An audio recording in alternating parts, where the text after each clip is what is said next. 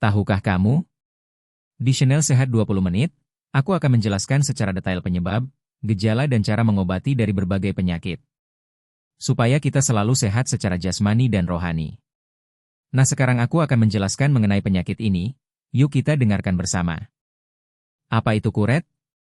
Kuret atau kuretase adalah sebuah prosedur medis yang dilakukan untuk mengeluarkan jaringan dari dalam rahim. Dalam dunia kesehatan, kuret bukanlah hal asing, terutama dalam bidang kandungan dan kebidanan. Namun bagi sebagian besar wanita, istilah ini baru terdengar ketika mereka mengalami kondisi tertentu yang memerlukan tindakan kuret, seperti keguguran, perdarahan tidak normal, atau adanya jaringan yang harus diperiksa lebih lanjut. Karena itulah, memahami apa itu kuret menjadi penting, agar wanita dapat lebih tenang dan siap jika suatu hari perlu menjalani prosedur ini. Kuret dilakukan dengan menggunakan alat berbentuk sendok kecil atau seperti pengait yang disebut curete.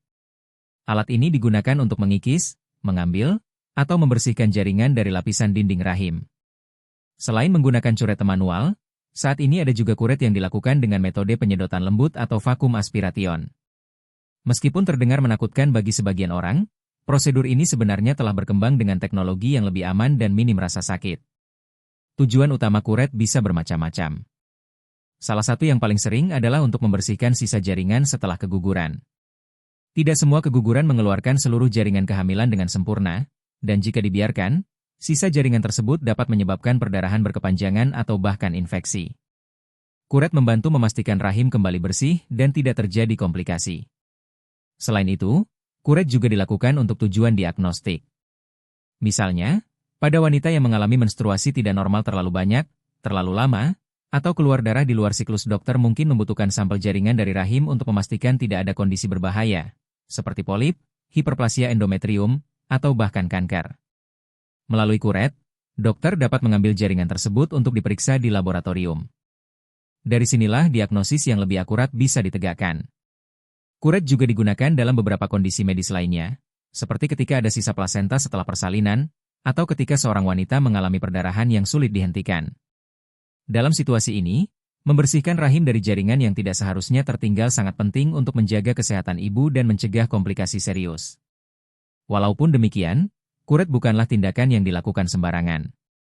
Dokter hanya akan menyarankan kuret jika benar-benar dibutuhkan. Ada beberapa pemeriksaan pendukung sebelum prosedur, seperti USG, pemeriksaan panggul, atau pengecekan kondisi fisik secara umum. Semua dilakukan untuk memastikan bahwa tindakan kuret aman dilakukan dan sesuai kebutuhan. Di sisi lain, banyak wanita memiliki kekhawatiran emosional ketika mendengar kata kuret. Beberapa membayangkan alat tajam yang masuk ke tubuh, atau takut merasakan sakit saat prosedur berlangsung. Padahal kenyataannya, sebagian besar kuret dilakukan dengan bius baik bius lokal, bius total ringan, maupun sedasi sehingga pasien tidak merasakan sakit. Bahkan prosesnya tergolong cepat, biasanya hanya sekitar 10-25 menit. Setelah prosedur selesai, pasien umumnya menjalani observasi sebentar untuk memastikan kondisi tubuh stabil. Kebanyakan wanita dapat pulang di hari yang sama tanpa harus menjalani rawat inap. Rasa nyeri setelah kuret biasanya juga ringan, seperti kram haid, dan mereda dalam beberapa hari. Walaupun kuret aman, tetap ada beberapa risiko yang perlu dipahami.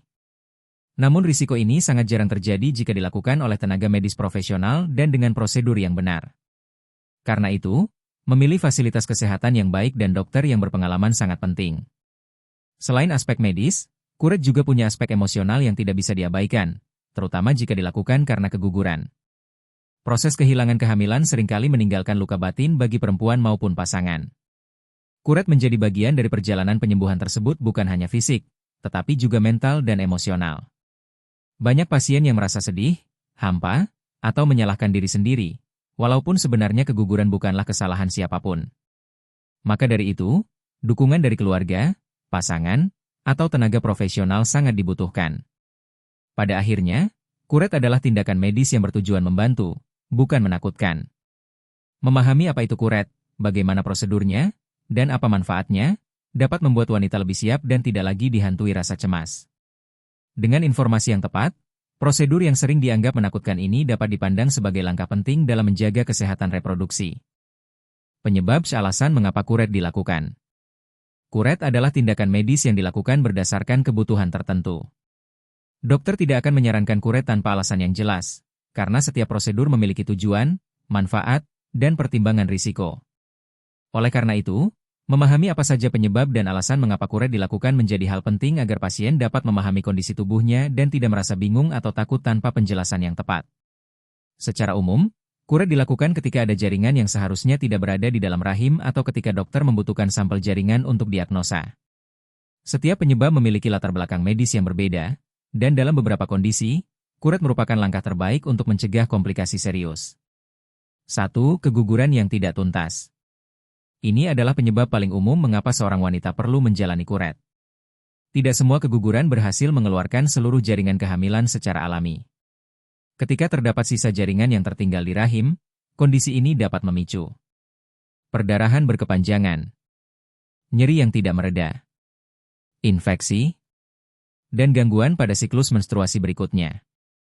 Jika dibiarkan terlalu lama, sisa jaringan bisa menjadi tempat berkembangnya bakteri. Karena itu, dokter akan melakukan USG untuk memastikan kondisi rahim. Bila terlihat adanya jaringan tertinggal, kuret menjadi pilihan aman agar rahim kembali bersih. Selain itu, tindakan ini juga membantu pasien pulih lebih cepat, baik secara fisik maupun emosional, setelah mengalami keguguran. 2. Pendarahan rahim yang tidak normal. Kuret juga sering dilakukan untuk menangani perdarahan rahim yang tidak teratur. Misalnya, menstruasi yang berlangsung lebih dari 7-14 hari. Menstruasi dengan volume sangat berlebihan. Pendarahan di luar siklus. Atau perdarahan setelah menopause. Jika pola pendarahan berubah secara drastis atau tidak wajar, dokter perlu mencari tahu penyebabnya. Salah satu cara terbaik untuk mendapatkan gambaran kondisi rahim adalah dengan mengambil sampel jaringan melalui kuret. Selain untuk pemeriksaan, kuret juga dapat membantu menghentikan perdarahan dengan membersihkan lapisan rahim yang terlalu tebal atau tidak stabil. 3. Membersihkan sisa plasenta setelah melahirkan. Meskipun jarang, ada kalanya seorang wanita masih memiliki sisa plasenta setelah melahirkan. Kondisi ini cukup berbahaya karena dapat menyebabkan infeksi nifas, perdarahan hebat, atau kram berkepanjangan. Jika pemeriksaan menunjukkan ada plasenta yang belum keluar sepenuhnya, kuret dilakukan untuk membersihkan sisa tersebut agar tidak menimbulkan komplikasi. 4. Mengangkat polip atau jaringan tidak normal. Polip rahim adalah pertumbuhan jaringan yang biasanya jinak, tetapi dapat menyebabkan gejala seperti perdarahan tidak normal, sulit hamil, atau rasa tidak nyaman. Dalam beberapa kasus, polip harus diangkat melalui kuret agar dokter bisa memeriksanya lebih lanjut dan memastikan tidak ada keganasan. Selain polip, ada pula kondisi bernama hiperplasia endometrium, yaitu penebalan dinding rahim yang tidak normal. Jika dibiarkan, kondisi ini dapat berkembang menjadi kanker endometrium. Kuret menjadi tindakan penting untuk mendiagnosis sekaligus mengatasi penebalan tersebut. 5. Untuk keperluan diagnostik. Ketika seorang wanita mengalami gejala yang tidak jelas penyebabnya, seperti perdarahan pasca menopause atau nyeri rahim yang tidak biasa, dokter seringkali memerlukan sampel jaringan untuk diuji di laboratorium. Kuret memberikan sampel yang cukup dan akurat untuk membantu dokter memastikan diagnosis, baik untuk mendeteksi infeksi, kelainan hormon, atau potensi kanker. Diagnosis yang tepat akan menentukan langkah penanganan selanjutnya. 6. Abortus provocatus medis, legal medis. Dalam kasus tertentu yang diatur oleh hukum dan berdasarkan alasan medis, kuret dapat dilakukan untuk mengakhiri kehamilan karena kondisi darurat, misalnya janin tidak berkembang. Kondisi ibu sangat berbahaya jika kehamilan dilanjutkan, atau terjadi komplikasi akut. Namun tindakan ini selalu berada dalam aturan yang ketat serta pendampingan dokter. Kuret memiliki banyak fungsi penting dalam dunia medis. Meskipun kesannya identik dengan keguguran, kenyataannya prosedur ini memiliki peran yang lebih luas. Tujuannya selalu sama, menjaga kesehatan rahim dan memastikan kondisi tubuh tetap aman. Mengetahui penyebab dan alasan medis dari tindakan kuret dapat membantu pasien merasa lebih tenang. Kuret bukanlah hukuman atau sesuatu yang menakutkan. Ini adalah langkah medis yang dirancang untuk melindungi pasien dari komplikasi yang lebih besar. Prosedur kuret. Bagaimana prosesnya? Prosedur kuret seringkali menimbulkan rasa cemas bagi banyak wanita, terutama karena mereka membayangkan proses yang menyakitkan atau alat-alat medis yang terlihat menakutkan. Namun, kenyataannya, kuret adalah tindakan yang sudah sangat umum dan dilakukan dengan teknik yang aman serta pengawasan ketat dari tenaga medis profesional. Memahami langkah demi langkah dari prosedur ini dapat membantu meredakan ketakutan dan membuat pasien merasa lebih tenang ketika harus menjalani kuret. Secara garis besar, Prosedur kuret terbagi menjadi 5 tahap utama. Pemeriksaan awal, proses pembiusan, dilatasi serviks, tindakan kuretase, dan observasi setelah tindakan. Setiap tahap dilakukan dengan tujuan memastikan keamanan dan kenyamanan pasien. 1. Pemeriksaan awal sebelum kuret. Sebelum kuret dilakukan, dokter akan menjalankan serangkaian pemeriksaan untuk memastikan bahwa prosedur ini memang diperlukan dan aman dilakukan. Pemeriksaan ini bisa meliputi AUSG transvaginal, untuk melihat kondisi rahim dan memastikan apakah ada jaringan yang tertinggal, polip, penebalan dinding rahim, atau tanda-tanda keguguran tidak tuntas. B. Pemeriksaan fisik, termasuk pemeriksaan panggul. C. Tes darah, untuk mengecek kadar hemoglobin, tanda infeksi, serta kemampuan pembekuan darah. D. Riwayat kesehatan, termasuk alergi obat, penggunaan obat tertentu, atau kondisi medis lain seperti asma, hipertensi, atau gangguan jantung. Dokter akan menjelaskan hasil pemeriksaan serta memberikan kesempatan kepada pasien untuk bertanya. Ini adalah tahap di mana pasien mendapatkan gambaran jelas tentang apa yang akan dilakukan, alasan medisnya, serta manfaat dan risikonya.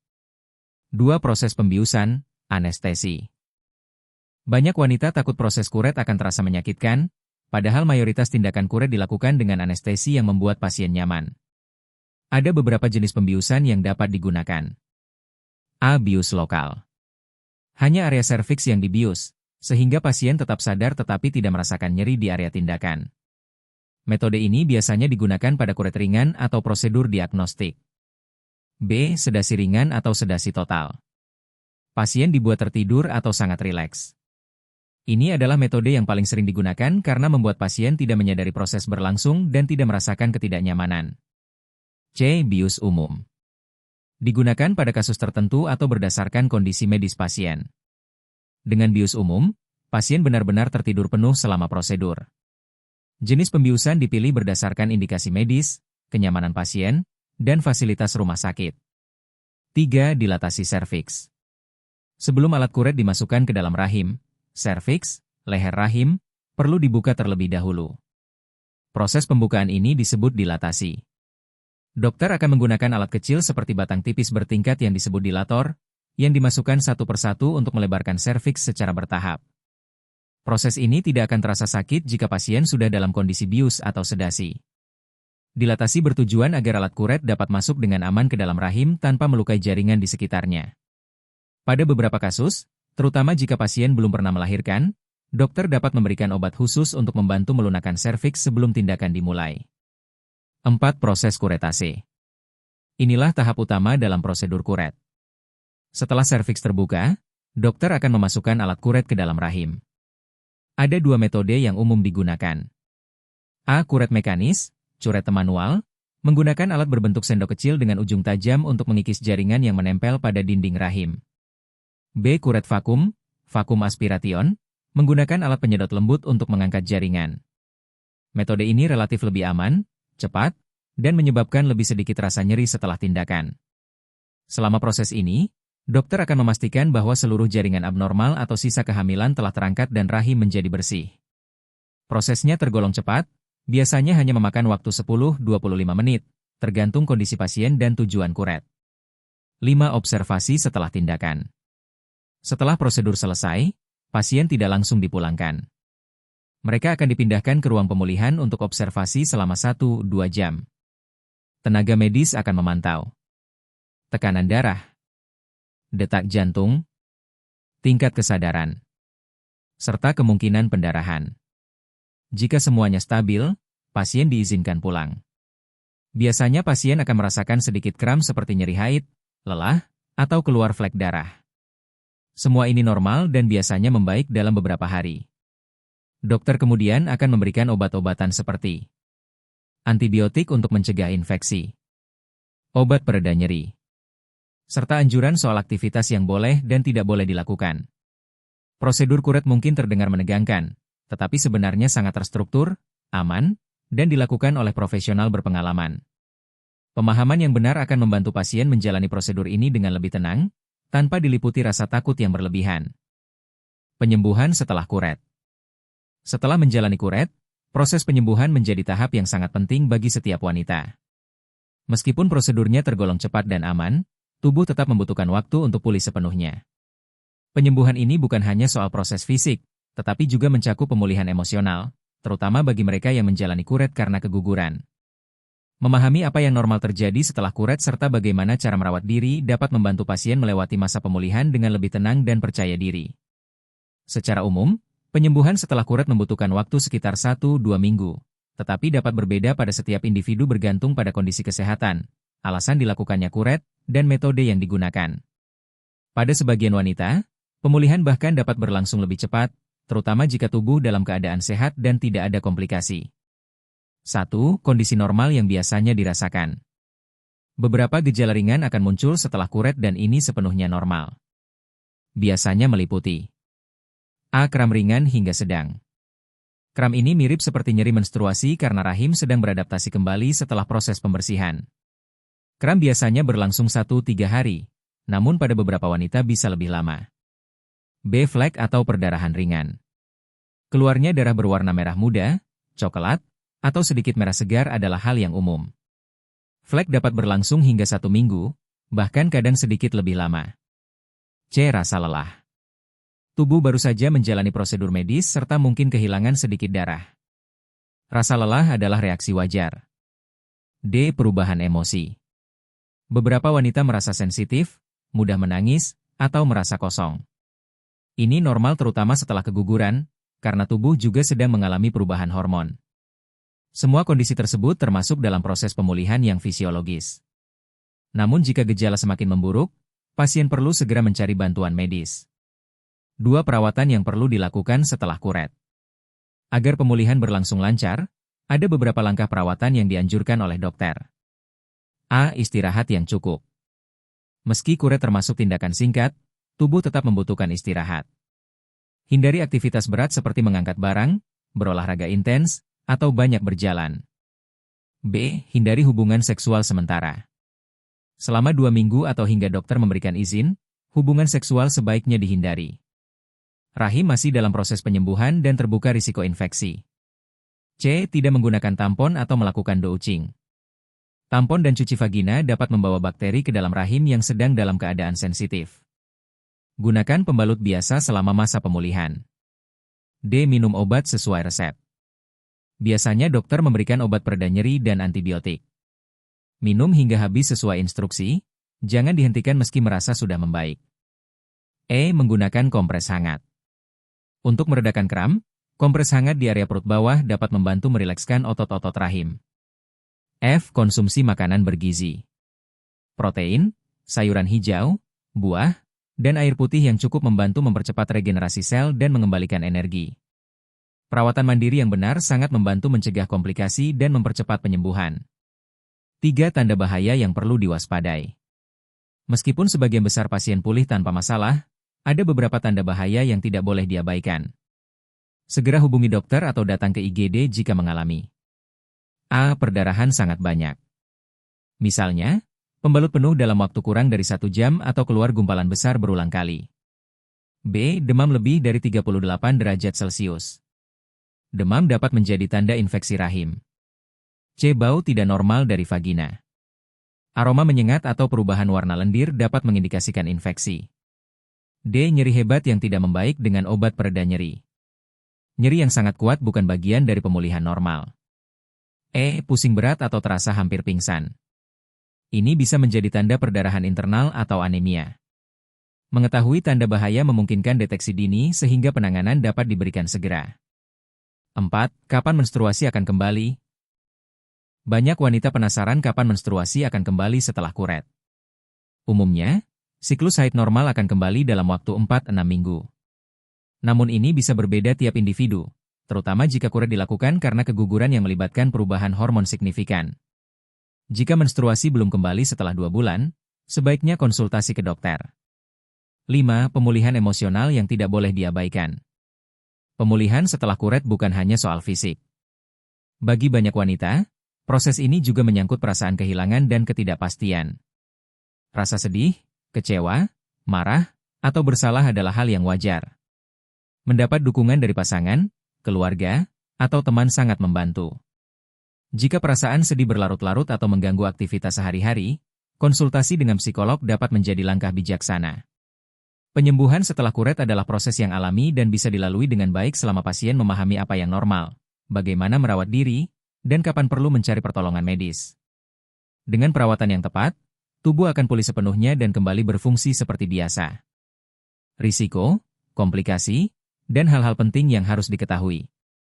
Meskipun kuret adalah prosedur medis yang umum dan aman, tetap ada risiko serta komplikasi yang perlu dipahami oleh setiap pasien. Pengetahuan yang cukup dapat membantu seseorang membuat keputusan medis yang tepat, lebih siap menjalani prosedur, dan mengenali tanda-tanda yang perlu diwaspadai. Walau jarang terjadi, memahami risiko ini sangat penting agar pasien dapat menjalani pemulihan dengan aman. 1. Risiko kecil yang umum terjadi. Beberapa risiko kecil biasanya dapat muncul setelah kuret, namun sifatnya ringan dan mudah ditangani. A. Perdarahan ringan. Flek atau perdarahan ringan selama beberapa hari termasuk normal. Ini terjadi karena rahim sedang dalam proses membersihkan dan memulihkan diri setelah tindakan. B. Kram atau nyeri perut. Nyeri serupa menstruasi adalah hal yang wajar. Ini disebabkan oleh kontraksi rahim yang sedang menyesuaikan kembali setelah kuret dilakukan. Obat pereda nyeri biasanya cukup membantu. C. Perubahan emosi. Hormon yang menurun secara drastis setelah keguguran atau setelah pembersihan rahim dapat menyebabkan mood berubah, mudah menangis, atau merasa sedih. Pemulihan emosional membutuhkan waktu. Risiko-risiko kecil ini biasanya hilang dalam beberapa hari hingga 1 minggu. 2. Risiko yang lebih serius, namun jarang terjadi. Walaupun jarang, beberapa komplikasi serius dapat muncul. Mengetahui gejalanya dapat membantu penanganan lebih cepat. 3. Infeksi rahim. Infeksi dapat terjadi jika bakteri masuk ke dalam rahim setelah kuret. Gejalanya meliputi demam tinggi, bau tidak normal dari vagina, nyeri hebat di daerah perut bawah, atau perdarahan yang semakin parah. Kondisi ini harus segera ditangani dengan antibiotik dan pemeriksaan lanjutan. 4. Perdarahan berat. Perdarahan berlebihan setelah kuret merupakan tanda bahwa rahim tidak berkontraksi dengan baik atau ada jaringan yang tertinggal. Kondisi ini membutuhkan perhatian medis segera. 5. Perforasi rahim. Ini adalah kondisi ketika alat kuret tidak sengaja menembus dinding rahim. Perforasi sangat jarang terjadi, terutama jika dokter berpengalaman melakukan prosedur. Jika terjadi, pasien memerlukan observasi atau tindakan tambahan.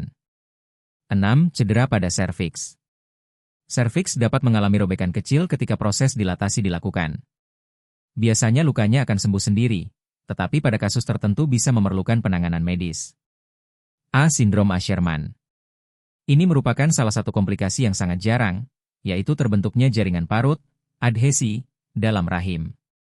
Kondisi ini dapat menyebabkan menstruasi menjadi sedikit atau bahkan tidak ada, sulit hamil, atau keguguran berulang.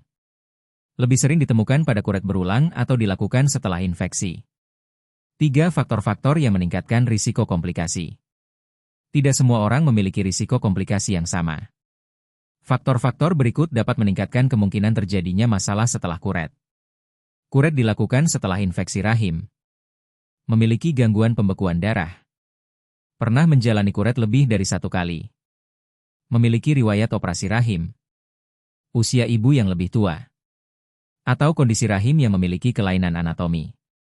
Jika pasien memiliki kondisi tersebut, dokter biasanya akan mengambil langkah ekstra untuk memastikan prosedur aman. 4. Hal-hal penting yang harus diketahui sebelum menjalani kuret. Selain risiko, pasien perlu memahami beberapa poin penting sebelum menjalani prosedur ini. A. Kuret tidak menghilangkan kesempatan untuk hamil. Banyak wanita yang takut bahwa kuret dapat membuat mereka sulit hamil. Nyatanya, sebagian besar wanita dapat kembali hamil setelah rahim pulih sepenuhnya, biasanya setelah 1-3 siklus menstruasi. Komplikasi seperti Asherman sangat jarang terjadi. B. Kuret tidak selalu menjadi pilihan pertama. Beberapa kondisi seperti keguguran dini sebenarnya dapat ditangani dengan obat atau menunggu proses alami. Dokter hanya memilih kuret ketika kondisi mendesak atau lebih aman bagi pasien. C. Pentingnya memilih tempat dan dokter yang tepat. Untuk mengurangi risiko, kuret harus dilakukan di fasilitas kesehatan yang memiliki standar steril dan oleh tenaga medis berpengalaman. D. Pemulihan emosional sama pentingnya dengan pemulihan fisik. Banyak pasien yang menyimpan perasaan sedih, bersalah, atau trauma setelah proses kuret. Mendapatkan dukungan emosional sangat membantu dalam penyembuhan secara menyeluruh. 5. Kapan harus kembali ke dokter? Setelah kuret, pasien perlu melakukan kontrol sesuai anjuran dokter. Selain itu, segera kembali ke fasilitas kesehatan jika mengalami demam tinggi, perdarahan seperti haid yang tidak berhenti, nyeri perut sangat hebat, bau tidak sedap pada cairan vagina, atau tidak keluar menstruasi lebih dari 2 bulan setelah kuret. Kontrol ini memastikan rahim benar-benar pulih dan tidak ada komplikasi. Kuret adalah prosedur aman dengan tingkat keberhasilan tinggi, tetapi seperti tindakan medis lainnya, tetap memiliki risiko. Mengetahui risiko, gejala yang perlu diwaspadai, serta cara mencegah komplikasi dapat membantu pasien menjalani prosedur dengan lebih tenang dan penuh persiapan. Dengan pemahaman yang baik, kuret tidak lagi menjadi sesuatu yang menakutkan, melainkan langkah penting untuk menjaga kesehatan reproduksi secara keseluruhan. Sekian untuk pembelajaran kita. Semoga dari video ini kita bisa mengatasi berbagai penyakit dan segera diberi kesembuhan. Sampai jumpa di video selanjutnya.